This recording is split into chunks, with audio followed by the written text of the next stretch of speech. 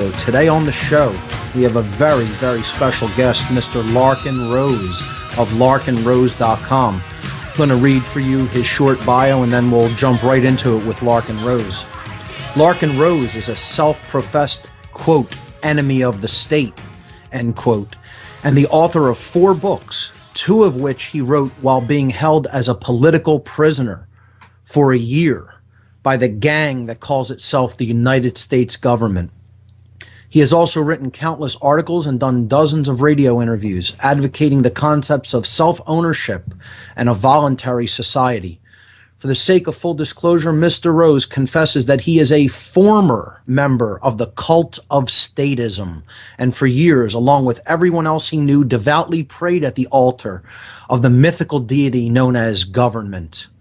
Having eventually escaped the clutches of that cult, he now devotes much of his time trying to deprogram as many others as he can so that they too may reclaim ownership of themselves. Ladies and gentlemen, please welcome to What on Earth is Happening, Mr. Larken Rose. Larken, it's a pleasure to have you here today. It's a pleasure to be here, Mark. Great. So I figured we could start off by having you tell the audience a little bit about your background and what basically guided you to some of these concepts and topics that you speak about now. Well, I was raised basically sort of libertarian-leaning, conservative, Republican-ish. Not just my parents, but most of the town I grew up in. And I can't really point to one source that nudged me in the direction I am now. My wife Tessa and I sort of corrupted each other along the way until we both ended up here. But for me, it was really a matter of getting rid of inconsistencies in my own position. Like, I love to argue and I love to debate, and I like to win because it's no fun debating and losing. And when I notice problems in my own argument, I have to back up and say, okay, something's wrong there. That didn't make sense. Like, I'm arguing for constitutional government or limited government or whatever, and I get stuck where my own argument sounds stupid to me. And I back up and say, all right, that didn't work. There's something wrong. What do I have to change? Not just about the argument, but about what I actually think. Because if what I think is inconsistent with itself, it's wrong. You can't be inconsistent with yourself and still be right. You can be consistently wrong, but you can't be inconsistently right. So basically, I whittled down more and more about the religion known as government and statism, and found, I started from the position, well, it should only have a military, it should only do the police, it should only protect us, and yeah, it has to do taxes for those necessary things. A position that millions of people still believe and still are in. But when it came down to thinking about the underlying principles, I would come across, wait a minute, if I want this thing to protect us, how does that jive with assuming it has the right to extort people and tell them you have to pay for our quote-unquote protection? And so I started saying, well, taxation should be voluntary. And I realized, well, if it's voluntary, it's not taxation. And so just bit by bit, the whole illusion of authority and government sort of fell apart. And this was this was having debates with people online and in person and reading things. And a lot of it was just having discussions with my wife Tessa, like I said, and we each corrupted the other one into giving up statism. I'm not sure who won the race, but we both sort of talked about things back and forth until we both ended up realizing there can't be legitimate government. There can't be a ruling class that has the right to be there. And unlike most anarchists or voluntarists or whatever term is less scary for people, I didn't come to the conclusion that we could either have government or we could have no government, and no government would be better. Like on a practical basis, I know a lot of people do. I got there by realizing there can't be government. There can't be legitimate authority. There can't be a right to rule. No political ritual or document or any of the rest of that can make one person have the right to rule somebody else. And if it's impossible, if it can't exist, arguing about whether we should have it makes as much sense as arguing about whether we should have Christmas with Santa Claus or without Santa Claus. When you realize there isn't one, that question is sort of, well, duh, there isn't one. The only question after that is, do you want to live your life based on a lie, imagining something that isn't there, or do you want people's perceptions and behaviors to be based on reality? And really, that's all I advocate, is that people act, view the world and act accordingly based on reality, not based on the mythology we were all taught, having to do with authority and government and law and crime and all the terms that basically imply that we need a ruling class and that there can be a ruling class that's legitimate, and that if we don't all bow to this superhuman thing that keeps us civilized, it would be chaos and mayhem. So that's one of people's most overarching fears, of the reason that they give for the necessity for government is that if there wasn't any, there would be chaos, and the underlying emotion that drives that position is fear. Absolutely. And I like to point out that fear, which, and I had it for years and years, and I know we can't have none, we have to have some. It actually, it shows that the belief in government is a blind faith issue. It's not about rational thought and figuring out how to make things work, because the logic of it just on its face is really bizarre. The logic goes like this. Now, people don't say it this way, but this is what they mean. Human beings are so unpredictable and sometimes immoral, sometimes negligent, sometimes nasty, that we have to take some of those nasty, negligent, vicious human beings and give them the power to control the rest of us by violence. As if that's a rational solution, whether we're all nice or all nasty or something in between. But the only reason anybody would ever suggest such a thing, and I often make a comparison that if you're getting attacked by a swarm of killer bees, the solution is not to try to create an authoritarian hierarchy among the bees to have some of them tell the other ones not to sting you. However nasty we are, or however nice we are, taking some of us and giving them permission to dominate everybody else is a really bad idea. And the only reason that isn't obvious to everybody is people are taught to view government as a superhuman entity. With Larken was explaining to us that he had arrived at his current position that all statism, the belief in authority, is a cultish belief system, because he stripped away all of those veils that stand between our perception and the truth. And he was able to do something that few people are able to do, seem to be able to do. He was able to set his own ego aside and reevaluate his belief structure. And to be able to say, I was wrong, and then change your mind is one of the most powerful internal works that anyone can ever perform upon themselves. So Larken, go back to what you had been talking about before, about the idea of handing over authority to people who are basically, fundamentally not perfect in their own right and don't really have any kind of a perfected morality is a flawed idea to begin with. Right. The notion that mankind is so unpredictable and nasty and dangerous that we need a government. The trouble is, what's the government made of? Well, some of those dangerous, nasty people, in fact, not the best of them, but the worst of them. And most people agree, politicians are mostly liars and crooks. But they still fall for the notion that for us imperfect human beings, and we are, for us imperfect human beings to get along, we have to find some of the most imperfect and give them permission to violently dominate the rest of us, as if that's going to improve things. And there are some of the lowest in consciousness among us.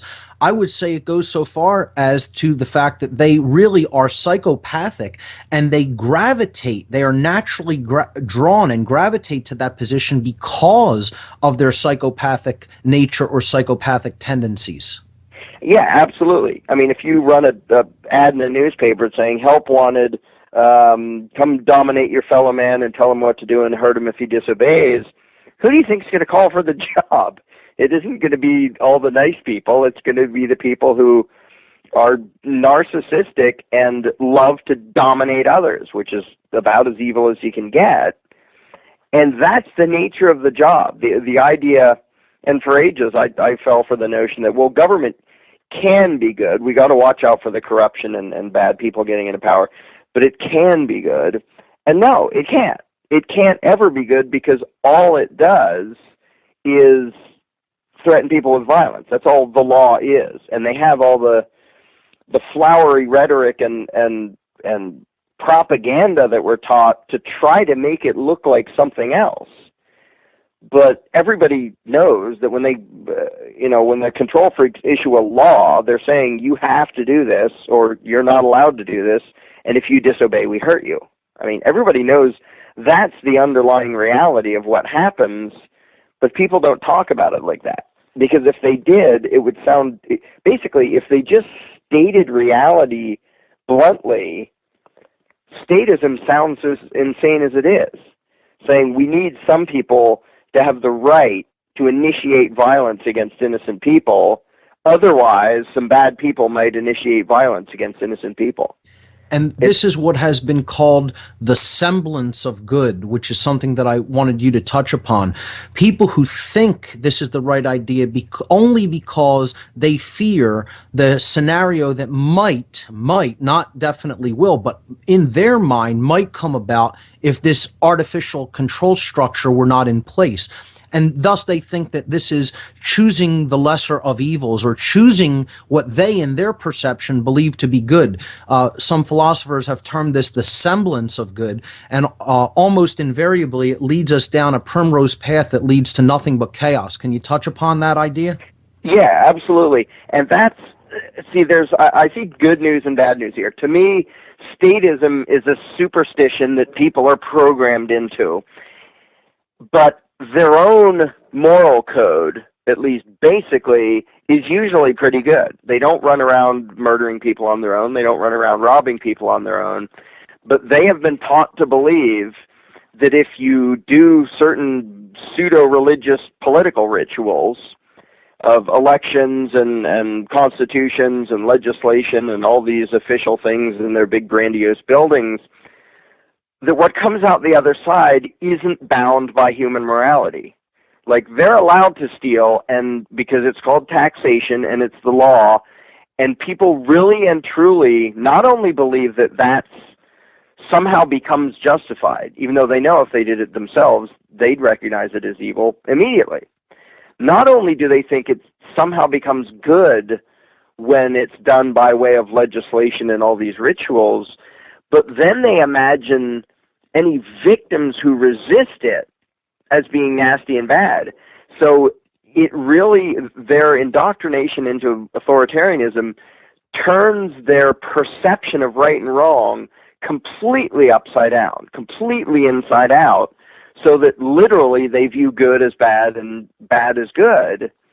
And they will just vehemently cheer as quote-unquote criminals who haven't harmed anybody are crushed and thrown in a cage or shot or some other nasty thing.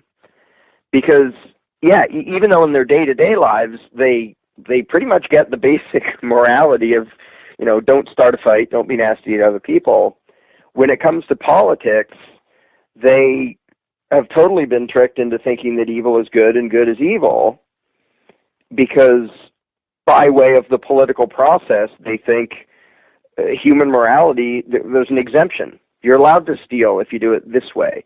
You're allowed to commit mass murder if you call it national defense and you do it this way. You're allowed to boss people around and violently intrude into their lives if you do it by way of legislation and democracy and all the fun rituals that go around the belief in statism.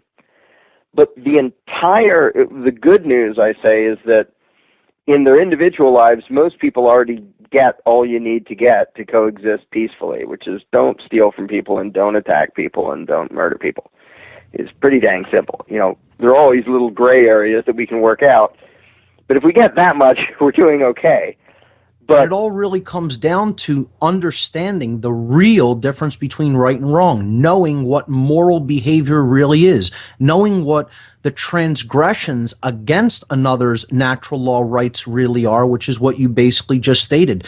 Don't kill, don't steal from people, don't take their property, don't trespass against their lair. Murder, rape, theft, trespass. These are the 4 basic natural law transgressions. And if we only really respected the self-ownership and the natural law rights of others, we wouldn't have to worry about creating these ridiculous authoritarian structures based on erroneous beliefs, because things would organically fall into place if we just respected that basic concept of self-ownership. Right. And the reason I refer to the belief in authority as the most dangerous superstition is not only, like, people look to government to protect us from the imperfections of humanity. What they don't get is the only thing they're adding, the only thing that happens as a result of the state is more of those 4 bad things, because that's all the state ever does. It doesn't come along and make nice, helpful suggestions. It makes commands, and it hurts those who disobey.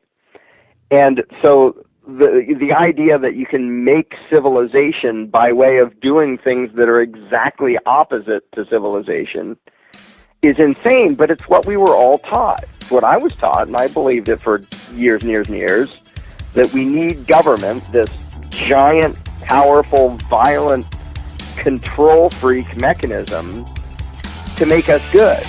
And you can't. And Larken, I'd like to shift the focus of discussion a bit.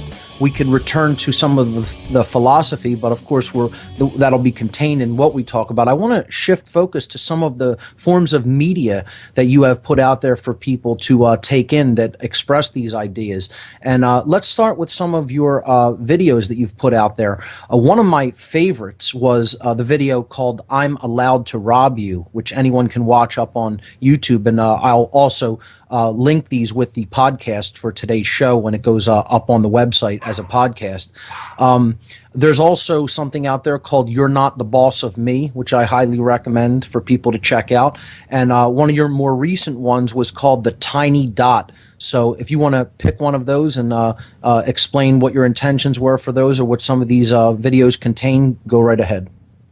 Yeah, the first little YouTube thing I did was "I'm Allowed to Rob You," and I thought I'll just make this short little silly thing, and basically I did the equivalent of what the Constitution did, which is pretend to give someone the right to rob other people. It calls it taxation. It says Congress shall have the power to lay and collect taxes, blah, blah, blah. So I basically just did a silly little video of me doing the same thing, but giving myself the right to rob you, the viewer. And it gets started out with just a scribbled version, and then it gets more and more complicated, more official looking, and just to sort of demonstrate how silly it is to think that any amount of scribbles on paper and rituals and declarations can actually make it okay for somebody to rob somebody else. And I found it was funny because I found that just a simple little video like that got a lot more attention than, when I write some big in-depth philosophical explanation of something, how many people are going to read that? But just that short little video got 60, 70,000 views by now, which is still sort of a drop in the bucket for the population, but that's pretty many people. Just sending it around because it just makes people go, yeah, that is sort of weird. Like, if I can just take little pieces of the belief in statism and just give a little taste of why it doesn't make sense, It doesn't explain everything. It explains almost nothing, in fact. But it just shows one little tidbit of why statism, which we were all raised in, is literally insane. It doesn't make any sense. It doesn't match reality. The tiny dot was like that too. It just very simple animation showing the statistical difference between the number of people that claim the right to quote-unquote tax everyone in the country on what they earn, and the number of people who are handing over their money because this tiny little speck says you have to give us your money. And just showing the difference in size, it immediately jumps out at you, why the heck are these people going along with it? And why do they pathetically beg that stupid little dot you can hardly see to let them keep more of their money? And just to show things in these, just, again, little pieces of the puzzle that just make people scratch their heads and go, what? That's weird. Like the tiny dot has over 100,000 views now. I love the idea in I'm allowed to rob you, it is actually the truth. It's not just an idea, that a wrong cannot be transferred to another person and magically become a right. You can't give someone a non-existent right, that you don't have a right to do this to any other living being as an individual. So no amount of people coming together and claiming this right can ever make it moral. It's not a right, it's a wrong. You can't claim that you're allowed to commit a wrong, get a bunch of people to agree with you, sign it into something called legislation, and then magically automatically have inherently this ability to do something wrong that you wouldn't be able to do as an individual. I think this video makes that so clear in such a very concise way. That's what I found so powerful in watching it, and why I think more people should watch it to try to understand that particular point. Yeah, and because it really comes down to just, the things that people instinctively know about right and wrong when it comes to their own life. They don't get that their whole belief in government turns it all upside down. Like they would never consider going to their neighbor's house and robbing them at gunpoint to help pay for their kids' education, but they wouldn't bat an eye before voting for somebody who's going to do the exact same thing. And yeah, the video demonstrates, because one of the versions of me trying to give myself the right to rob the viewer is, well, I got some of my friends to sign this one, and they all said I have the right to rob you, as if, and anybody watching it immediately sees, well, that's silly. Your friends can't give you the right to rob me. But it's so obvious, it's so simple that it's almost stupid. But then you realize, well, wait, then how did the Constitution do it? How does democracy do it? How does government do it? None of it makes any sense. It just shows you how much of a stranglehold this cult, and that's exactly what it is, has on the minds of people, and the things that they have gotten them to believe in that have absolutely no fundamental basis in reality or morality. Right, and in so many of these instances, the truth is so painfully simple, and the lie is this huge, complex, convoluted, mental gymnastics trying to make the insane sound real. Like, well, they represent us, and like the end of the tiny dot gives his explanation of why this is okay, that there's this tiny little dot robbing all these people, and why they're obligated to do it.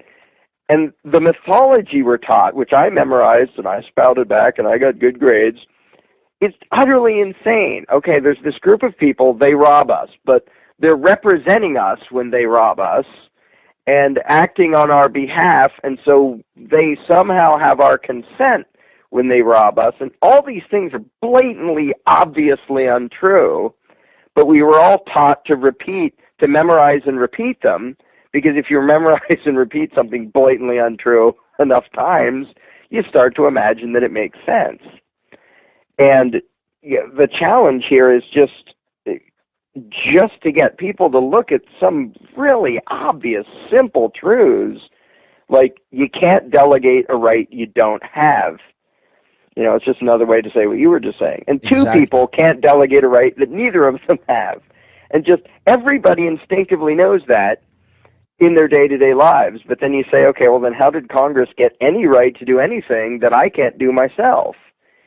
And then they go into their sort of mental retreat where they start to spout the bizarre, nonsensical excuses that they were taught growing up, why it's okay for that group to rob somebody else, and why it's not really robbery, and why it's really with our consent. Like, yeah, why do they have all the guns in prisons if it's with our consent? But they spout back the completely nonsensical garbage because, but you can see it. You can see that it hits them in the head, and they know, yeah, this doesn't make sense, and they freak out and go into literally psychological denial. They don't want to see something that simple that contradicts, you know, a fundamental premise of the way they look at the world. And so many people are willing to go along with this system to sit on a jury in judgment of other people who have actually committed no actual violent wrongdoing against another living being, and say that they are willing to agree to have them be put in a cage, taken away from their family. I mean, as a personal little anecdote here, a situation just came up within my family where my cousin's husband was just sent away to prison for an interaction between adults that involved substances. And, he took a plea bargain so as to avoid a jury trial, which he thought would have gotten him more time because people, would probably find him guilty based on man's law when no other living being was hurt by this voluntary exchange that took place, you know?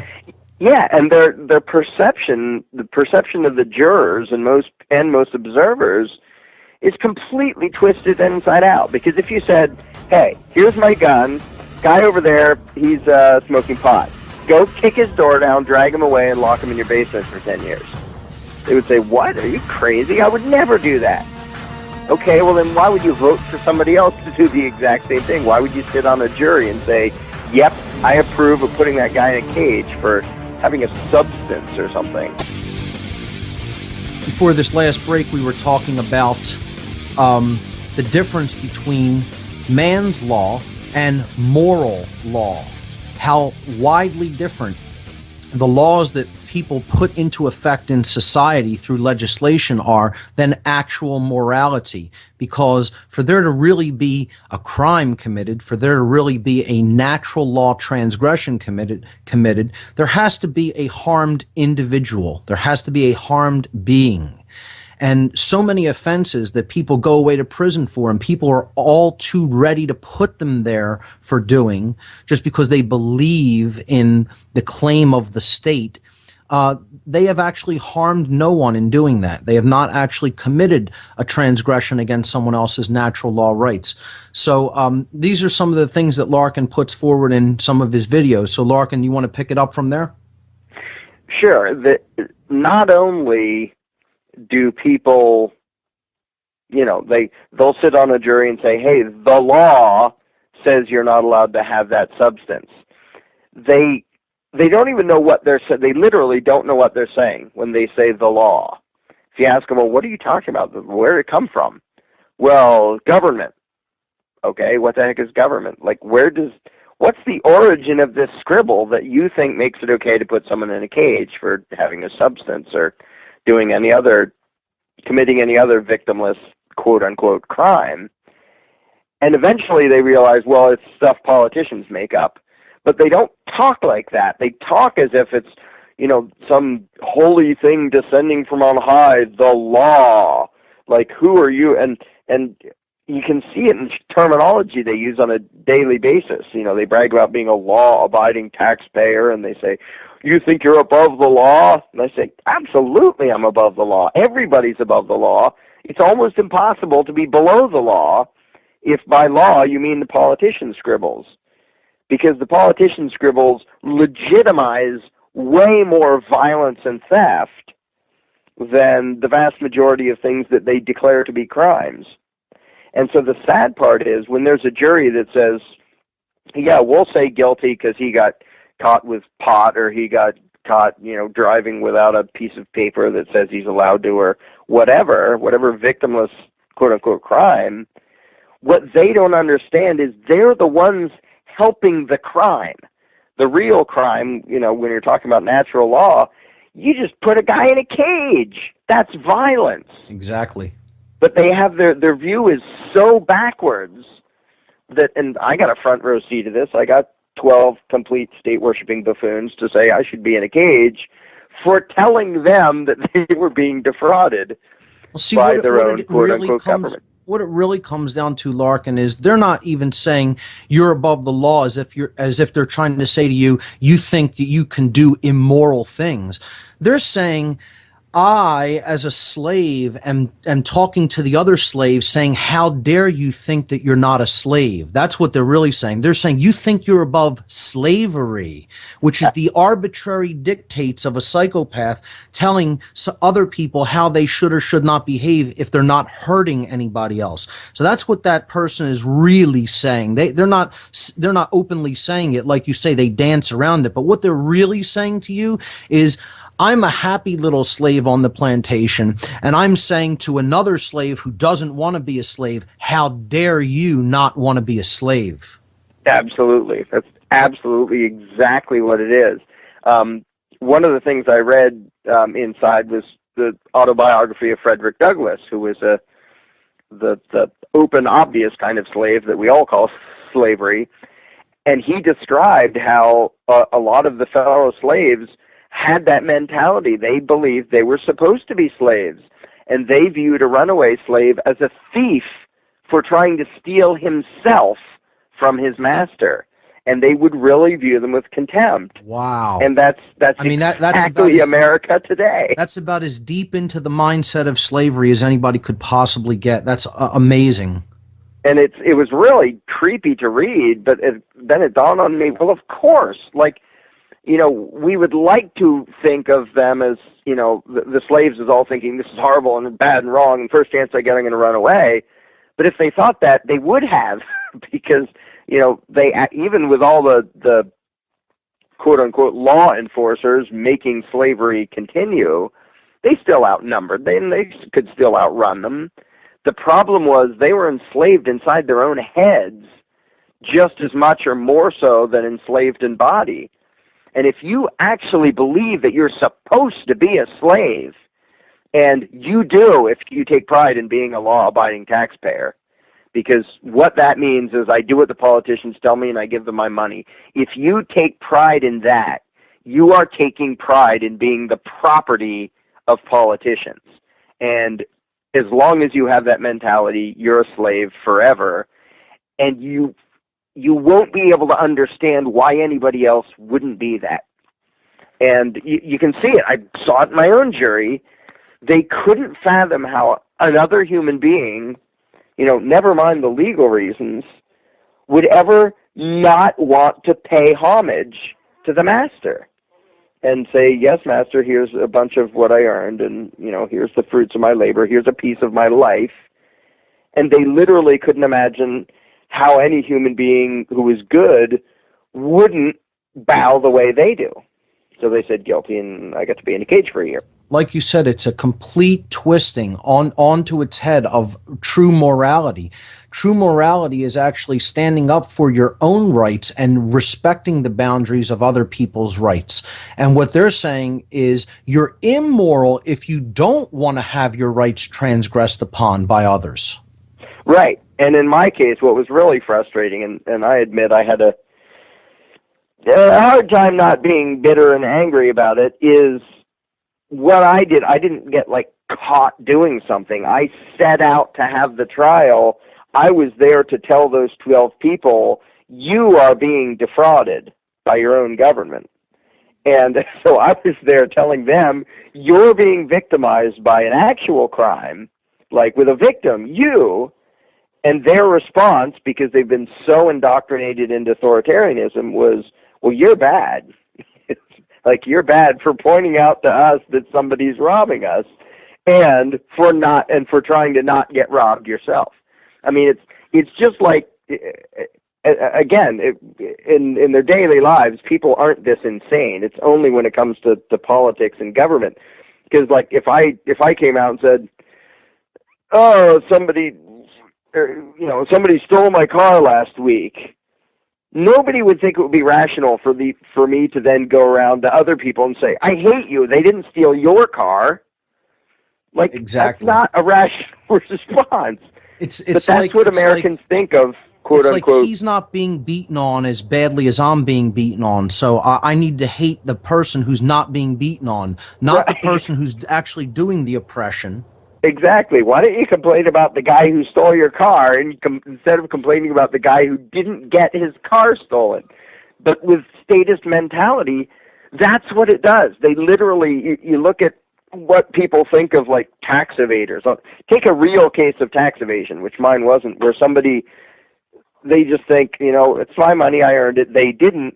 I'm going to hide this over here and sort of lie about that, which is the exact same thing as how do I'm driving through a neighborhood. I know there are carjackers here. How do I outsmart them?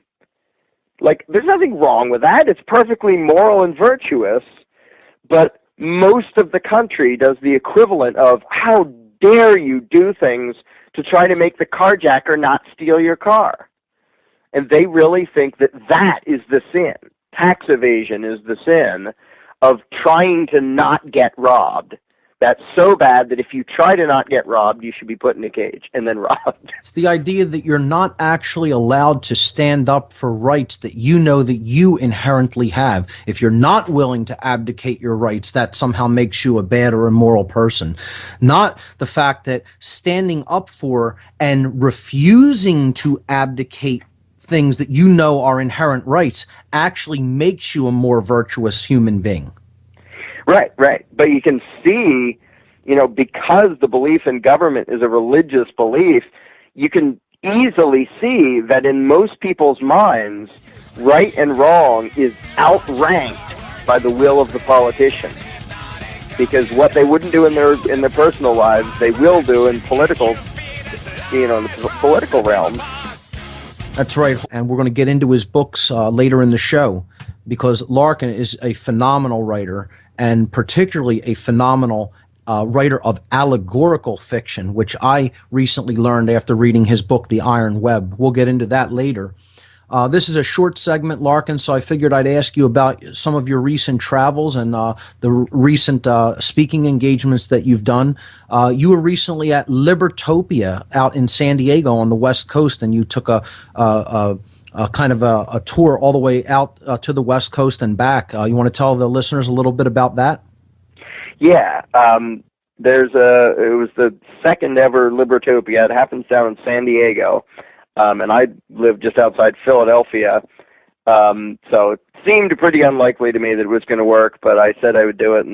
And with the help of very generous people on my email list, donating to make it happen, I used it as an excuse to drive my family. My wife Tessa and our daughter Alyssa across the country, seeing lots of cool places on the way to San Diego. The trip ended up being over 10,000 miles, so it was very indirect. But down in Libertopia was the main thing I spoke at, although there were some littler meetings and talks along the way. And it was interesting to be at a thing which was almost exclusively anarchist / voluntarist / whatever you want to call it. Rather than, often you get freedom events that are a mixture of people saying we have to get back to the Constitution, and some people saying we need a bigger military but a smaller welfare state, and some people saying no, we need none at all.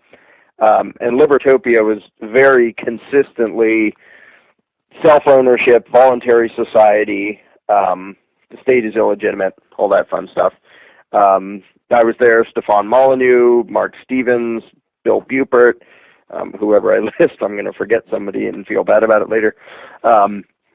But Butler Schaefer, a bunch of people doing different presentations and talks, and just trying to get people to grasp the idea that as much as we were taught that government is necessary and noble and righteous and all that, and without it there'd be chaos and mayhem, it's a lie.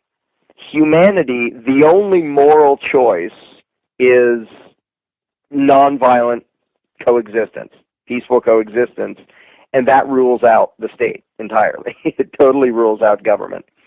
And it was fun to be in a place with 200 or 300 people. I don't know what the exact count was.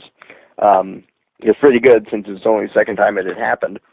At this nice resort down in San Diego, and talking about these ideas where it's weird and fun to be the norm, to have the people who don't want a parasitic ruling class, for that to be what everyone there believes. It's very encouraging that more people are coming online to a lot of those ideas and opening up their mind to them, and kind of propagating that idea, and whole conferences are being based around that philosophy. Right. And it's, I remember when I thought I was the only one, or like one of 10 or something that I knew, and now it's in the thousands of people who are saying, yeah, morality, we got to do away with it. But welcome to What on Earth is Happening, Mr. Freeman Fly, who's been in Philadelphia this weekend, and we've been hanging out. We went to Occupy Philly, and we've been having some great discussions, and Freeman brought me on his show last night. He actually did the show right from the What on Earth is Happening studios. So welcome, Freeman Fly. Great to have you on, and you can bring up what you've been listening in on the show, and you could bring up what your thoughts are about what Larken's been saying, and you guys can have at it. Right on. Thank you, Mark, and hello, Larken. Howdy. You make it obvious. You show the simple questions that throw everybody off on their answers, and this is something that I've often liked to do. I ask people, well, what Masonic lodge was it that the Sons of Liberty came out of to throw the tea in the water at the Boston Tea Party? Do you know what the word or where the name America even comes from? Or how about who designed your stars and stripes? And when you start to go down that road and you find yourself looking at people like the professor and the inner lodges of Freemasonry, all of a sudden you're like, what cult am I a part of, right? Right. But you want to know who gets people to pay their income taxes? It's Donald Duck, right? Yep. I mean, good old Donald Duck. And it's Disney on the front lines that came out with their wartime propaganda, got Donald Duck out there offering to give up his money on March 15th. Make sure you have enough in your account because the robbers are coming, right? And they make it glorious. They put out films like How to Create a Nazi, Education of Death. And these things were then put into the mental programming, and they admitted that Donald Duck caused more people to pay their income taxes than any propaganda technique they had tried. And in the film, the Disney on the War Front, they literally state boldly and proudly that the Nazi propagandist Joseph Goebbels adopted Walt Disney's techniques and started making cartoons of his own. Yep. But I'm pretty sure that you can still find Donald Duck on YouTube, and it was only a few years ago when I first saw that, and it was just amazed me how blatant the propaganda was. Well, it's the same thing if you look at old, war propaganda posters. It's sort of like they weren't all that good at it yet, but then people didn't think very much, so they seem to have a pretty easy job, and now it seems a little more polished. But just the blatant, obvious, intentional mind control involved is so, now, basically when you get deprogrammed, it looks so transparent. You sort of think, how would anybody ever fall for that? But before you get out of the programming, it seems to make perfect sense, and it's so persuasive, and it's so, yeah, of course, I'm proud to pay my share for the troops who are over there, yada, yada, yada. And Donald Duck says so it must be right. To interject just a moment, one of the films that you can check out that I know is definitely out there on YouTube or Google Video is called Spirit of 43. If people want to check that out, you can see the entire propaganda of the income tax coming on strong, and how they put it out there in that little animated movie featuring Donald Duck. It's a good one to check out. Spirit of 43. Maybe I'll post a link with the podcast as well. Yeah, yeah, and there was actually a few years ago some high-level IRS bureaucrat released a letter and a memo that said, I forget the exact wording, but it was basically just scaring people doesn't nearly get as much compliance as convincing people that they are obligated to hand over their money. And that's it in a nutshell, that if tomorrow I said, I'm going to go try to rob 100 million people by threatening them, it would never work, not in a million years. But if you can come out and convince the people that they have a moral obligation basically to surrender their freedom to you and make them feel good about it when they do, then, you got a nice collection of slaves for the rest of their lives. But do you think it was Beyonce's artistic expression that drove her to bring riot squads up on the stage with her that could barely dance to her music and all of that gear? Thankfully, I didn't see that. I think I heard about something. It included a full blood ritual from Lady Gaga while Pink was raised up into the air in full initiate garb from the Freemasonic Lodge. And this is our Video Music Awards, right? Right. That's quote unquote entertainment. Yeah, and it's so creepy, and sometimes it's so creepy and weird how obvious it gets. Like how obviously weird and, as deep as you want to get, as demonic or anything else. And people just sort of, how obvious does it have to be before people start going, wait, this is a little bit weird? Well, let me throw in an anecdote then. I was at a John Harris talk in London. I'd been brought there to meet John, and, I'm Freeman, right? So prior to the Freeman on the Land movement, by the way, I'm not a sponsor of that. I think that's a false paradigm that you're trying to engage with, so why engage with it? So, Freeman, I've been that long before the Freeman on the Land existed, just to make that clear. But I was at this John Harris talk, and this is just an anecdote to show the mentality that keeps this thing in operation. I had taken numerous trains and buses and whatnot to get downtown to get to where I was at, and by that time I was starving. So I had my friends bring me some Asian food from down the street, and along with it came some oyster crisps, right? So I'm sitting in the back of John Harris all the way against the wall, just trying to quietly munch on these crisps.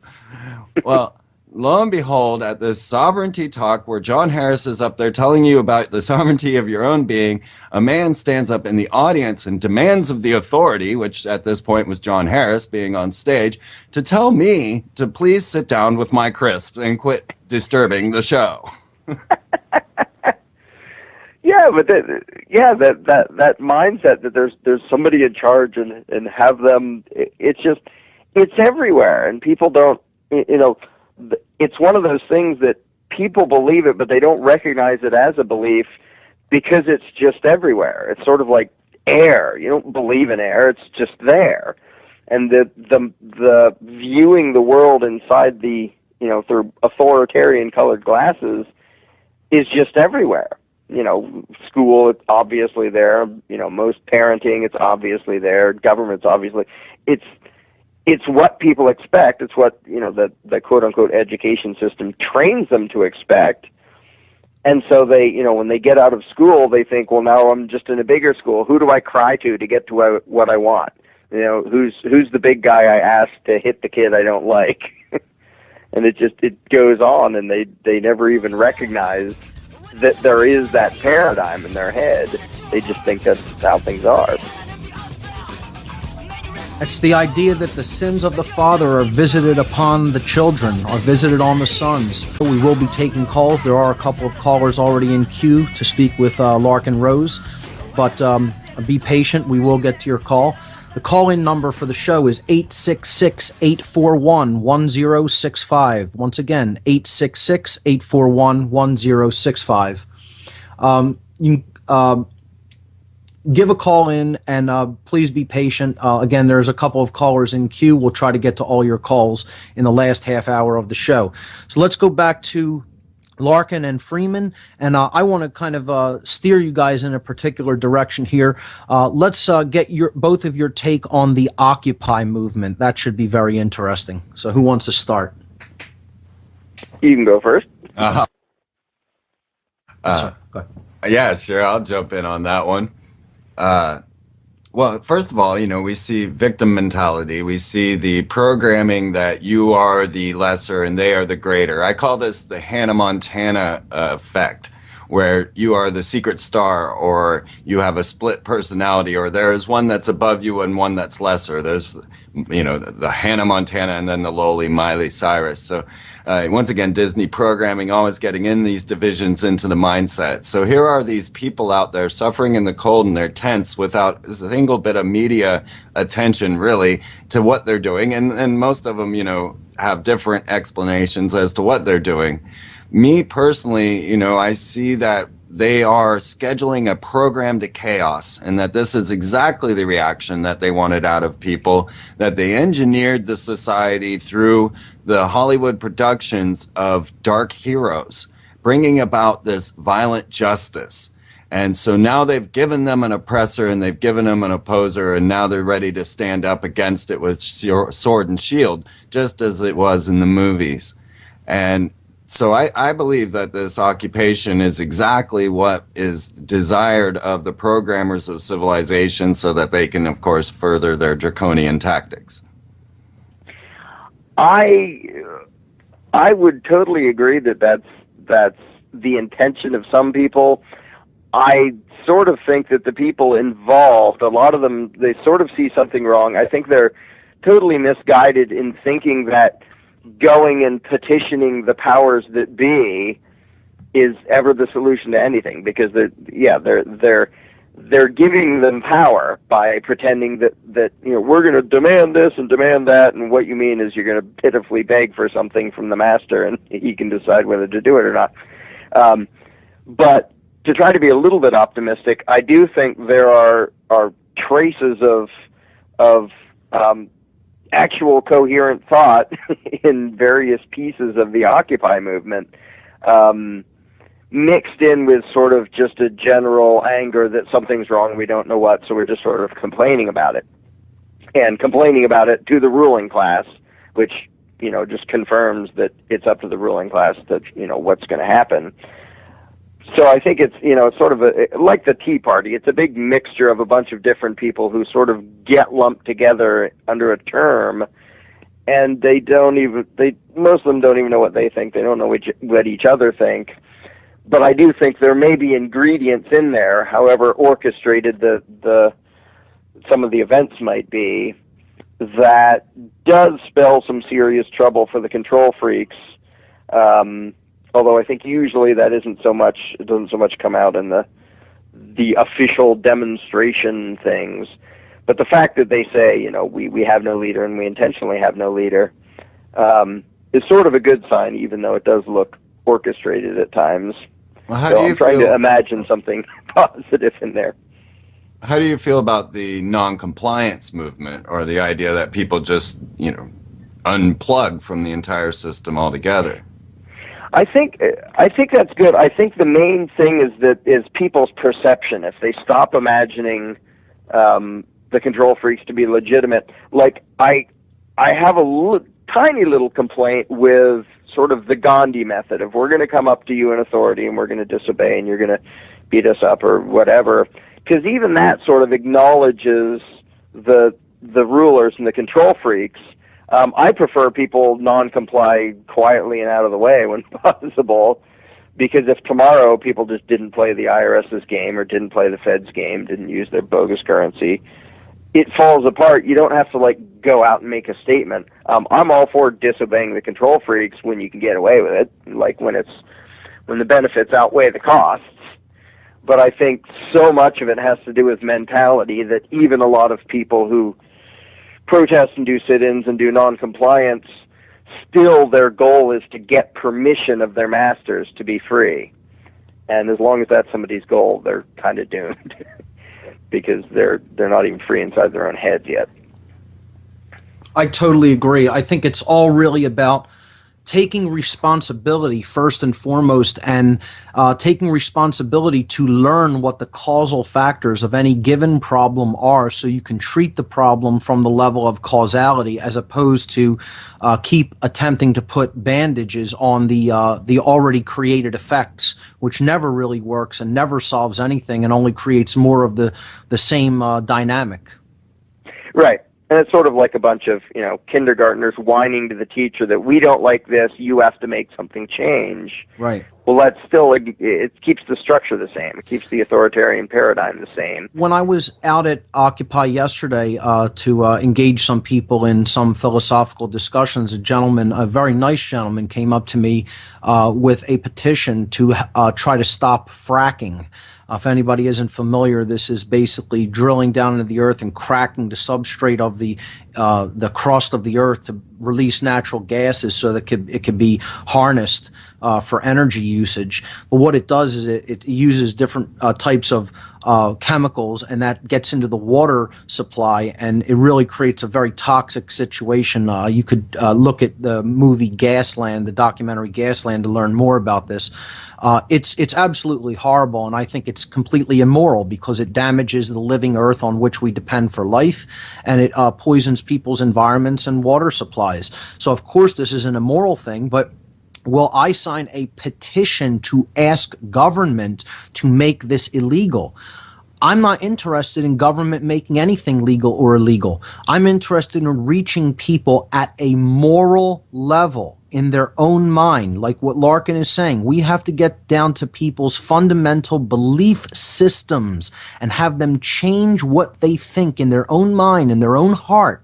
And from there, that's where change is going to happen. So what I told this gentleman, who is well-intentioned, is what we really need to be doing is having much, much, much more in the way of discussions regarding the morality of this type of behavior, just for the extraction of resources and money. Even if it is to meet energy needs, it's not moral. And that's the problem, is that people aren't truly raised in a sense of moral sensibilities to know that this isn't an activity they should be engaged in or have any part of, because it's ultimately immoral.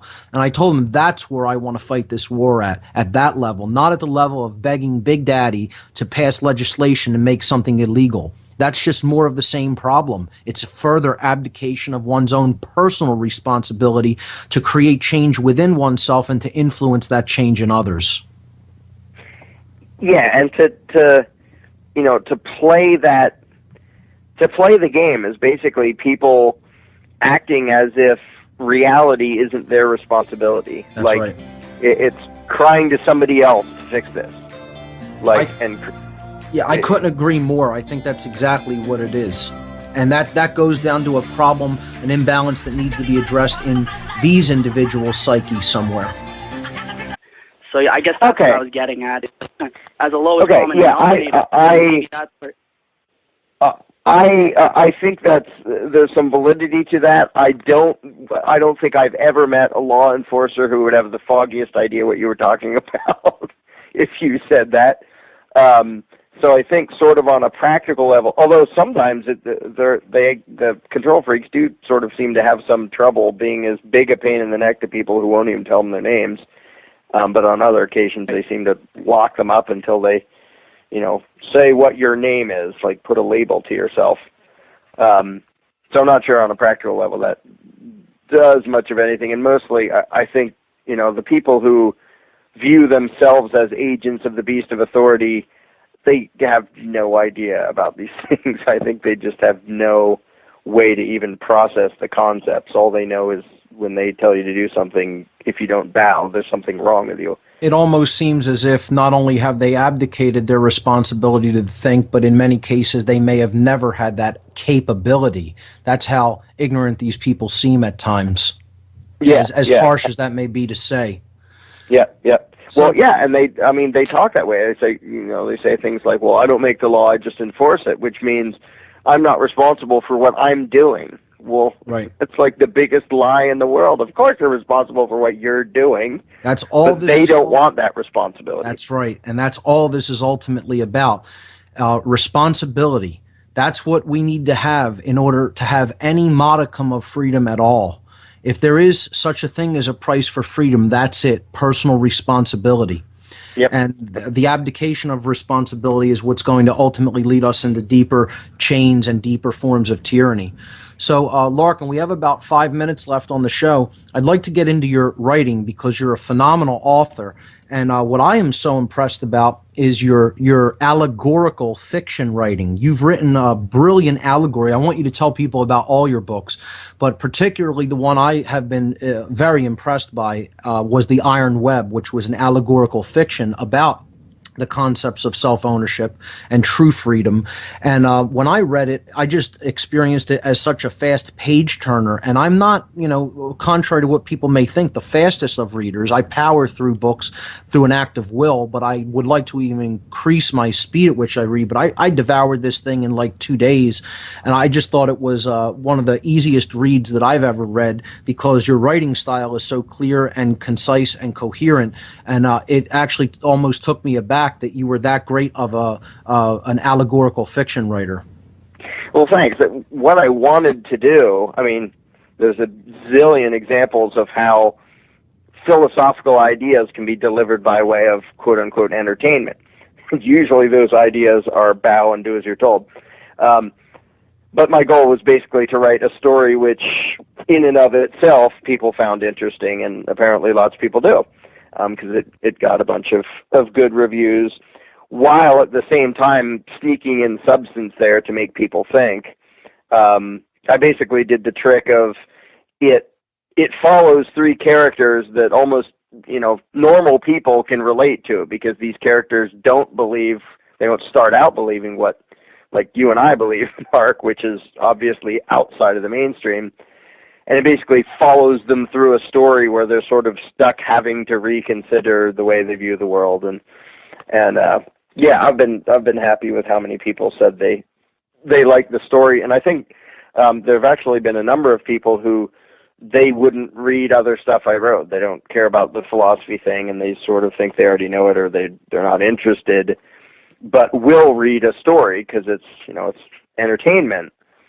But then they accidentally start thinking about things along the way, and then they say, well, what about this? And so I think it seems to be working as a way to sneak ideas into people. Right.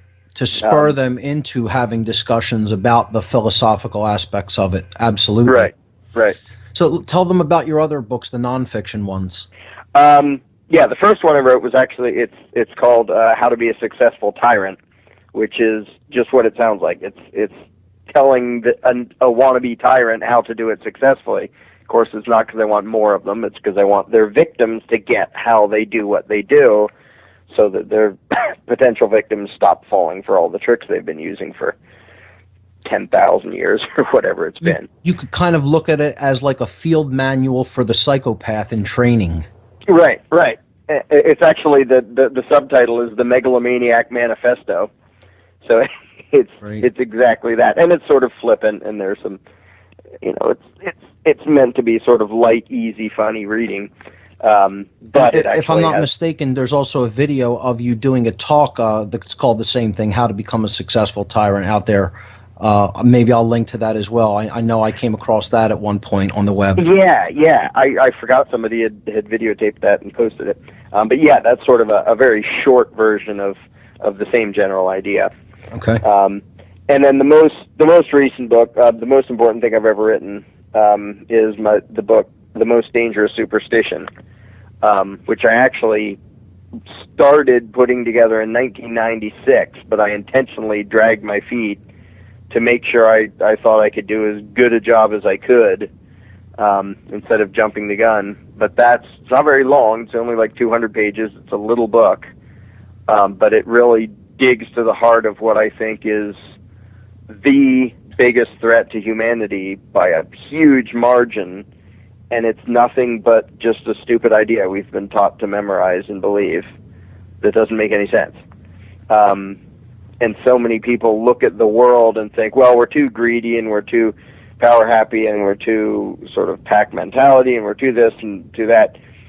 And while there are definite shortcomings, I think this one superstition, you fix this, if people just got that this little thing is a lie, 90-some% of injustice and suffering in the world would just be gone.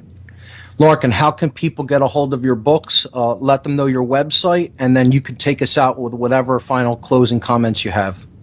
Sure. You can get all these at larkenrose.com, a bunch of free articles and the books and all that, LARKENROSE.com.